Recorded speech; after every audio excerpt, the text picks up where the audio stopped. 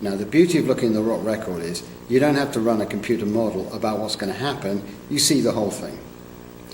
And when you put, say, 2,000 gigatons or thereby of carbon into the atmosphere rapidly, a certain number of things happen. It gets hot, the oceans get acid, they run short of oxygen, and as a result, quite a number of animals become extinct. And in the rock record, what you see subsequently is obviously the extinction event is recorded, and you see the drawdown over a period of 100, 200,000 years, the carbon from the atmosphere, which is manifested on the floor of the ocean as a development of a carbon-rich mudstone. A mudstone. So wait, that's like a shale or a slate? It's just a very fine-grained rock, just a stinking black mud laid down on the floor of the ocean.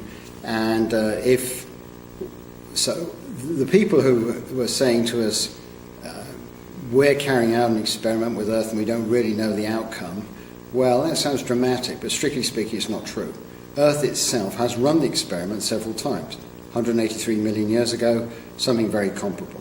And the fascinating thing that seems to be emerging is as we look at these various timescales, and we look at the 1,000-year timescales going back to 183 million years, other past warming events where we get these black mudstones, we find that whatever the starting conditions, amazingly, you get the same outcome. Every time you pull this particular carbon trigger at a certain rate and dump it into the atmosphere, that's what you get.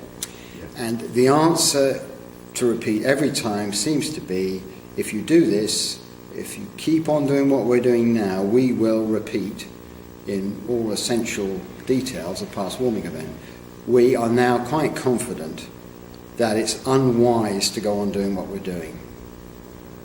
And I have to say that if I had to save my life by winning an argument with oil men in a bar in Midland, Texas on this topic, I would go in with some lumps of black mudstone from the ancient rock record. I'd go in with the established figures on our present input of carbon dioxide, and I'd say, which bit of this observational science do you guys quarrel with and why? In our membership are the people who've been digging the coal out of the ground, pumping the oil and gas out of the ground, and I like to think the generation that's going to put it back again with carbon capture and storage.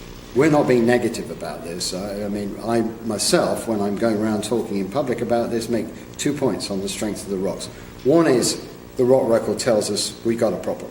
We've got to stop doing what we're doing now, or we're going to risk a repetition of these past events. The Earth will be fine, we might not. And then cut the John the Baptist stuff with the audience. Don't spell it out. Just say, here's what we've established beyond reasonable doubt. You guys think about it. And the second thing is, if, like you believe there's a cause for concern, we geologists can do a lot to help.